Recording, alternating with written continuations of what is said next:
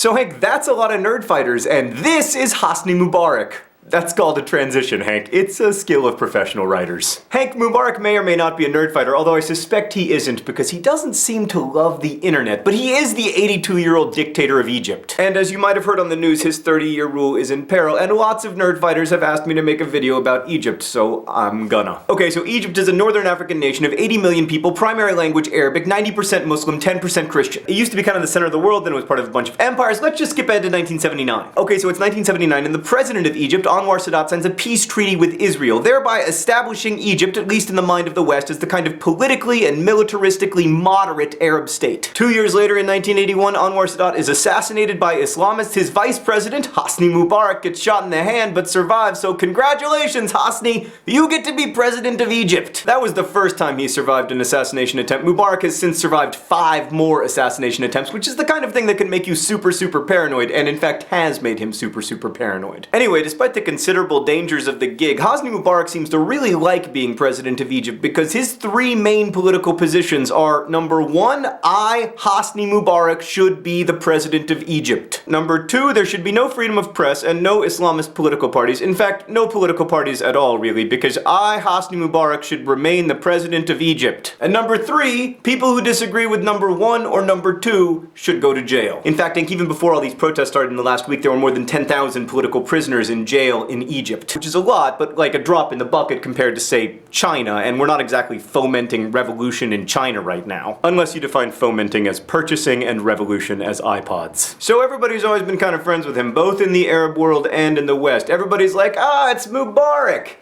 He could be worse. But then in the beginning of 2011, Egypt's neighbor Tunisia suddenly and unexpectedly got rid of their dictator. And after seeing what happened in Tunisia, people in Egypt were like, hey, I'm pissed off too. I'm pissed off about not having freedom of speech, and about the secret police, and about rising food prices. Remember the French Revolution, Hank? Rising food prices. I'm telling you, Hank, if you ever become a dictator, keep your eye on the price of food. So on January 25th, 2011, people hit the streets. Now initially, the police, which are often seen as a force of terror in Egypt, were attacking protesters and throwing them in jail and torturing them, and then Mubarak resorts to all the typical old-fashioned dictator stuff, like turning off all the phones and turning off the internet, and none of it really worked. So finally Mubarak played his last card. He sent the army out onto the streets of Cairo, which totally backfired. It backfired because all male Egyptians have to serve some time in the army, so the army is seen as an extension of the citizenry. And that's why you see all these protesters climbing on top of tanks and shaking hands with the guys inside the tanks and like scrawling anti-Mubarak graffiti on Mubarak's tanks.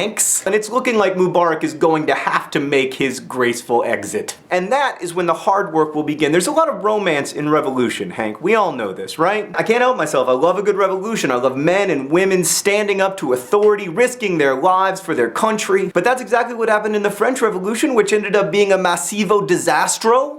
That's not French? In fact, Hank, it must be noted that revolution does not have a particularly good track record. So Hank, right now the story of Egypt's political situation is really shiny and interesting. That's why we're all paying attention to it. And in a few months it won't be so shiny. There will be something new shiny. Hopefully the invention of puppy-sized elephants. And I will name him Lewis and teach him to poop outside, and he and Willie will play together in the snow, and it will be so beautiful. Were we talking about something?